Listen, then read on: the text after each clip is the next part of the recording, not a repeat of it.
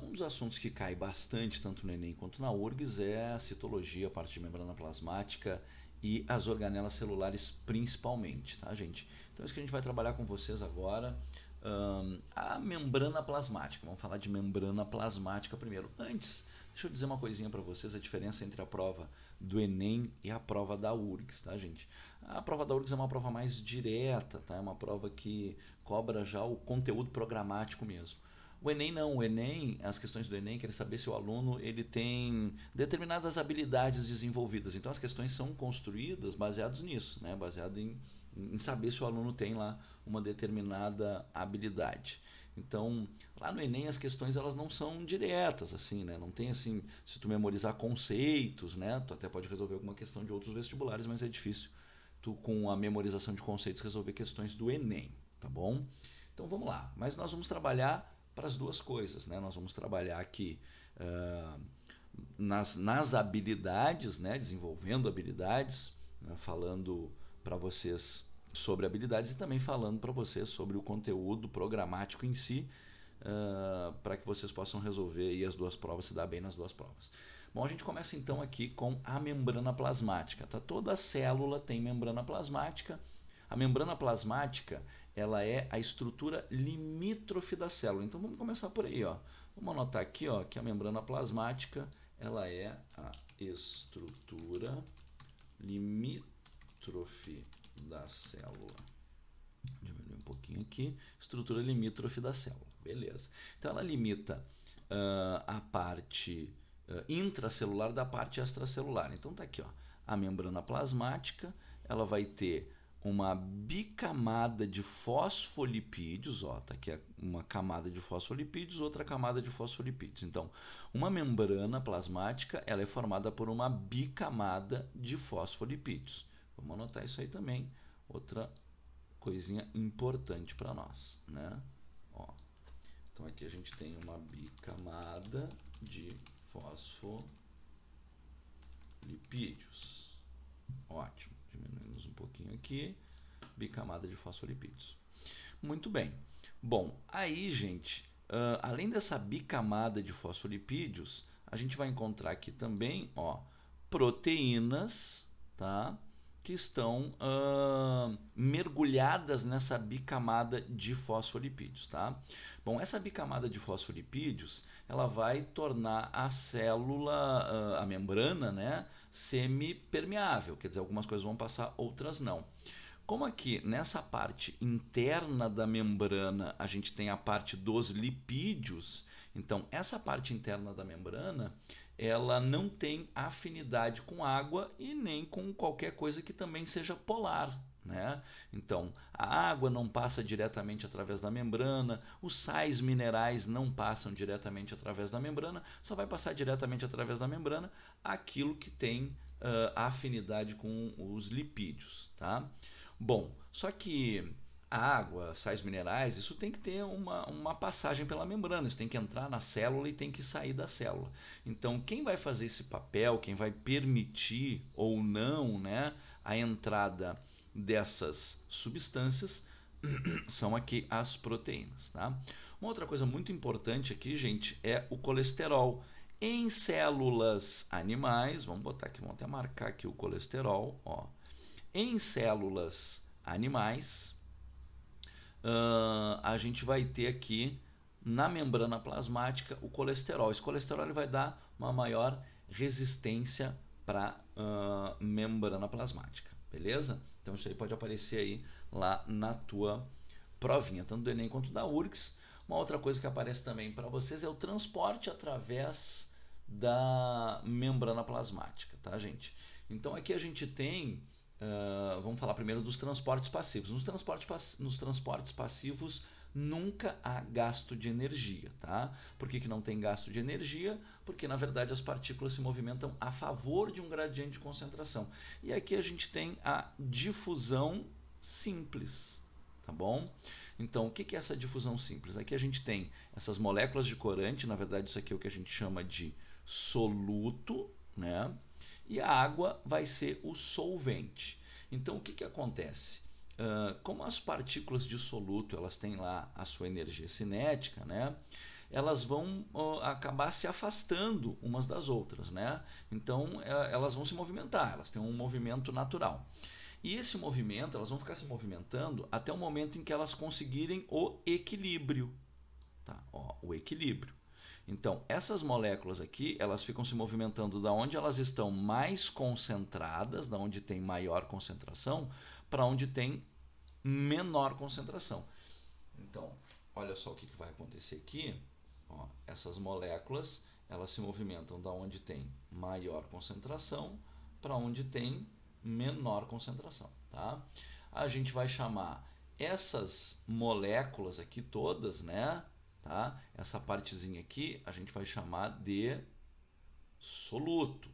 A minha seta não ficou maravilhosa, mas vamos lá. Ó, isso aqui é o soluto. Tá? E a água, gente, a gente vai chamar ela de, vou fazer uma setinha aqui, vamos chamar ela de solvente. Muito bem. Bom, então o que a gente tem aqui, gente? O que é o soluto? Soluto é tudo aquilo que se solubiliza num solvente. E solvente é tudo aquilo que solubiliza um soluto. Então, por exemplo, o sal de cozinha é o soluto e a água é o solvente. Então, o movimento das partículas é sempre nesse sentido aqui. Tá? E nunca vai gastar energia. Bom, tá, beleza. Eu já sei então o que é uma difusão simples. Mas vamos lá para onde é que ela acontece na realidade ali. A nossa membrana plasmática, como a gente viu ali, ela é lipoproteica, né? Então, as coisas que não têm afinidade com lipídios não vão atravessar diretamente a membrana. Mas, por exemplo, gás carbônico e oxigênio, esses atravessam diretamente a membrana. Então, gente, o que acontece? Onde tiver uma concentração maior se a concentração está maior de gás oxigênio e aqui tem uma concentração menor dentro da célula, tá? O que vai acontecer? O oxigênio ele vai passar para dentro da célula. Então, a entrada de oxigênio para dentro da célula é sempre por difusão.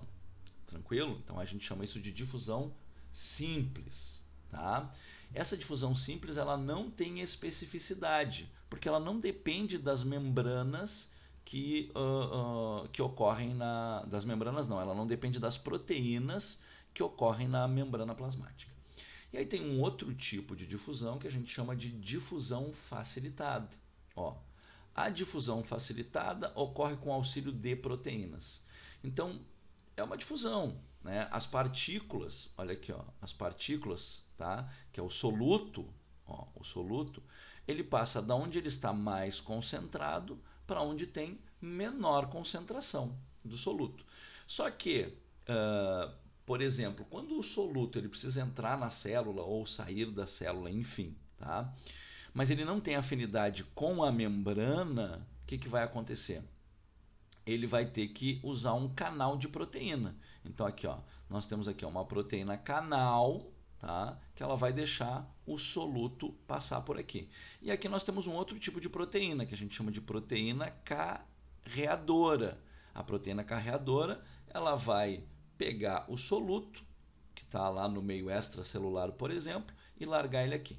Então, toda vez que a difusão ela precisa do auxílio de proteínas, a gente chama isso de difusão facilitada, tá? Exemplo, isso ocorre, por exemplo, com a glicose. A glicose entra na célula por um processo de difusão facilitada. E aí tem um outro tipo de difusão que a gente chama de osmose, tá, gente? O que é osmose? Osmose é o movimento do solvente, né, da água no caso, do meio onde tem menor concentração para o meio onde tem maior concentração de soluto, tá? Então, movimento do solvente do meio menos concentrado para o meio mais concentrado em soluto. Bom, todas as partículas elas tendem ao equilíbrio, tá, gente? Então, aquela difusão simples que a gente viu ocorrer, ela está ocorrendo por quê? Porque, na verdade, o soluto ele quer se igualar com meios, né? Como a gente viu ali naquela figura, ele tende ao equilíbrio, né? Aqui vai acontecer a mesma coisa, só que quando tem uma membrana semipermeável, né, como é o caso das células aqui, ó, célula animal, aqui nós temos uma célula animal, aqui nós temos uma célula vegetal. Então o que, que acontece? Quando tem uma membrana, né, semipermeável, o soluto pode não passar, né? O soluto não passa e aí quem vai passar vai ser o solvente. Então, uma membrana semipermeável, ela é permeável, impermeável ao soluto, mas é permeável ao solvente.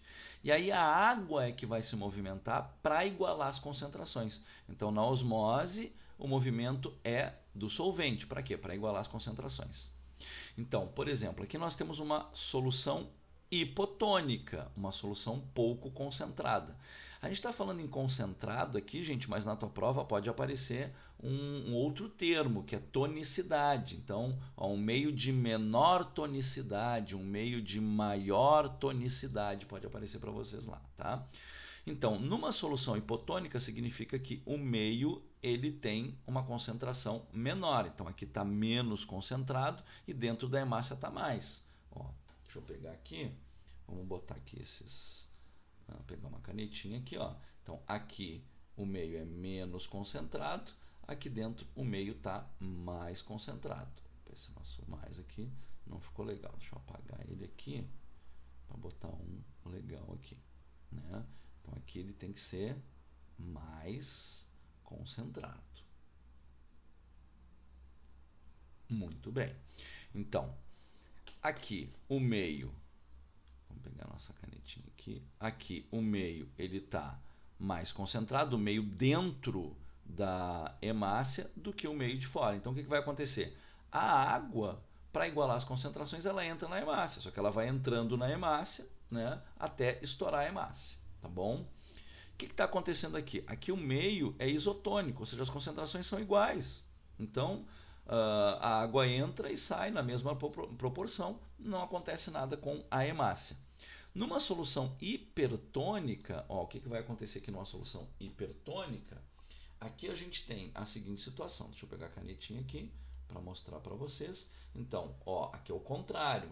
O meio é hipertônico, então o meio é mais concentrado. E dentro da hemácia, o meio é menos concentrado. A concentração dentro da hemácia é menor. Tá? Então, aqui nós temos uma concentração menor dentro da hemácia, aqui uma concentração maior. Para igualar as concentrações, a água acaba saindo da célula e a hemácia acaba murchando, tá bom? Nesse caso aqui, gente, numa solução hipotônica, entra tanta água na célula que ela estoura, tá? Porque é uma célula animal. A membrana, a pressão osmótica, tá?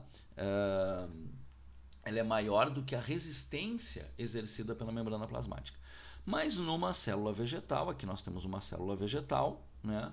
A coisa é um pouco diferente, tá? Ó, também estamos numa situação em que a solução é hipotônica. Então a água vai entrar na célula. Ah, mas ela vai entrar na célula até estourar a célula vegetal? Não, a célula vegetal ela não estoura. Não estoura por quê? Porque tem uma parede celular. Então a resistência da parede celular é muito maior do que a pressão osmótica. Então, nesse caso aqui, os termos que a gente utiliza são os seguintes. Ó. Quando nós temos aqui a célula num meio hipotônico, né, que está entrando água, a gente diz que a célula está túrgida. Tá? Então, é uma célula normal, ela está cheia de água. Tá bom? Nesse caso aqui, ela não estourou, né, como aconteceu aqui com a hemácia. Então, no caso da hemácia, a gente vai dizer que ocorreu uma lise com essa célula. Como é uma célula sanguínea, como é uma hemácia, a gente chama isso de hemólise. Na solução isotônica, ó, não acontece nada com a célula vegetal, tá? Não está entrando água, ela não está túrgida como essa aqui, mas ela está numa situação isotônica, né? Já numa solução hipertônica, a célula vegetal ela vai perdendo água, né? E vai murchando, né? A membrana plasmática ela vai se desprendendo aí das paredes, da parede celular, né? E aí a gente diz que a célula está plasmolizada. Então esse processo é o processo que a gente chama de plasmólise. Bom, então no transporte passivo as partículas atravessam a membrana plasmática, né, sem haver gasto de energia. Mas aqui nós temos o transporte ativo. No transporte ativo sempre há gasto de energia, tá? Por quê? As partículas elas se movimentam contra um gradiente de concentração, tá? Então, um dos exemplos clássicos de um transporte ativo, tá aqui a figurinha para vocês, né? É a bomba de sódio e potássio, né? Então a gente bombeia nossa membrana plasmática, as nossas células, né? Elas bombeiam sódio e potássio contra um gradiente de concentração. Isso é muito importante, né? Por exemplo, é muito importante para a célula que a concentração de potássio ela seja muito maior dentro da célula do que fora, né? Se a célula não gastar energia, se a célula não bombear potássio para dentro da célula, as concentrações acabam se igualando. Então, a célula bombeia potássio contra um gradiente de concentração para dentro da célula, que o potássio é extremamente importante para tem várias funções ali, uma delas é a obtenção de energia e respiração celular, né? E o sódio também, né, muito importante que a concentração de sódio seja muito maior fora da célula do que dentro. Para isso, então, a célula vai bombear sódio para fora, né? Gente, olha só. Então, quando estiver falando em transporte ativo, como é que vai aparecer a questão lá para ti na prova, tá? Sempre vai ter gasto de ATP, consumo de ATP, sempre vai ter gasto de energia, tá? Então, sempre que falar em gasto de energia, falar que está indo um movimento contra um gradiente de concentração, isso é transporte ativo, tá bom? Bom, e aí nós falamos até agora de partículas que atravessam diretamente a membrana plasmática, mas existem partículas que são muito grandes para atravessar a membrana plasmática, a gente chama isso de transporte em bloco, tá? Um dos transportes em bloco que pode aparecer para vocês é a endocitose, ou seja, partículas entrando na célula. E aí nós temos dois tipos, a fagocitose, que é o englobamento de partículas sólidas. Quando a célula engloba partículas sólidas, ó, e aqui nós temos o exemplo de fagocitose, uma bactéria, por exemplo, está sendo englobada pela célula, né? Ela vai produzir evaginações da membrana plasmática, ela vai produzir os pseudópodes, tá? No caso da pinocitose, é o englobamento de partículas líquidas, aí a célula ela vai sofrer, a membrana plasmática vai sofrer uma invaginação. Então, ó, invaginação da membrana plasmática quando for a pinocitose. Então, fagocitose, englobamento de partículas sólidas, pinocitose, englobamento de partículas líquidas. No nosso caso, gente, as células que fazem fagocitose são alguns glóbulos brancos, né? Como por exemplo os neutrófilos, né? São células que vão fagocitar organismos que estão invadindo o nosso corpo. Bem, aqui nós temos um tipo de questão que é característico da URGS para que vocês então tenham uma noção de como é que vai aparecer lá a questão sobre membrana plasmática, sobre transporte através da membrana lá na tua prova, né? Vamos para a questão. Considere o enunciado abaixo e as 4 propostas para completar.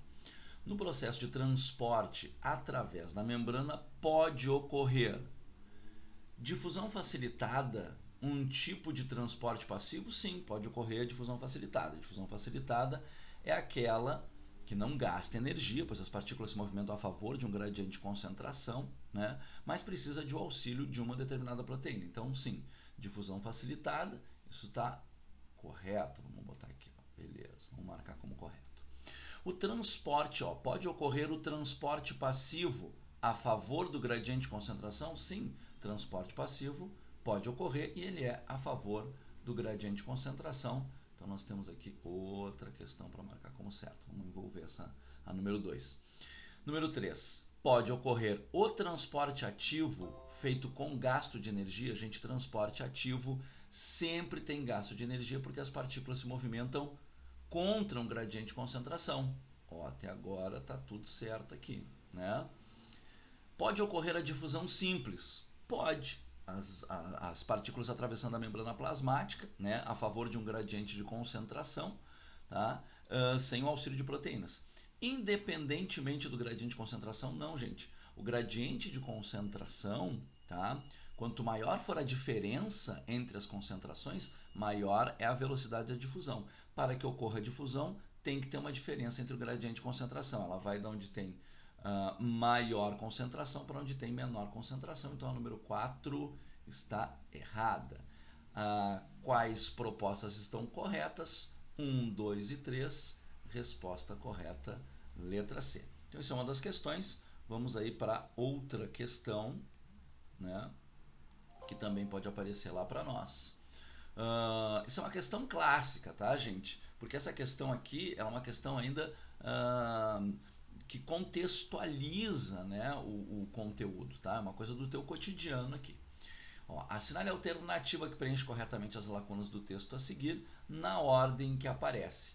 A prática de conservar frutas em caldas açucaradas, né, e de salgar certos alimentos, como por exemplo carne bovina, charque, bacalhau, constitui-se num eficiente método de conservação de alimentos contra a ação de organismos decompositores, como fungos e bactérias. Em ambos os casos, a adição de pontinhos ao alimento produz pontinhos. Assim, quando entram em contato com esse alimento, as células dos organismos decompositores acabam pontinhos, água por pontinhos. Bom, então o que acontece? Ó? A adição de sal, que é um soluto, tá? Então aqui é soluto, tá? Vamos botar aqui soluto. Se dá para escrever aqui, ó, soluto. Beleza. Ao alimento produz um meio hipertônico, tá, gente? Um meio muito concentrado. Gente, a gente fala muito em concentração, né? Aumento de concentração, diminuição da concentração, mas na tua prova pode aparecer um outro termo, tá? Que é tonicidade. Então ele aumenta a tonicidade, ou seja, ele fica hipertônico, tá? Então aqui é hipertônico.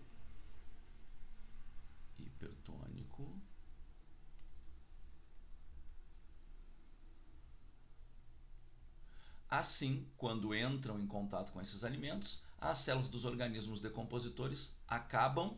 Bom, aí o que acontece?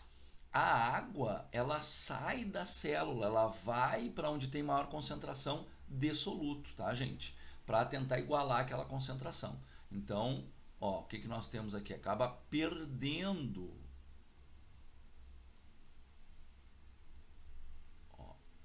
perdendo água por osmose. O processo aqui é o processo de osmose. Beleza. Então a gente tem soluto hipertônico, ó, soluto hipotônico já não pode ser, solvente não pode ser também, solvente a gente elimina. Então ele é um soluto hipertônico perdendo água por osmose. Resposta correta, letra D.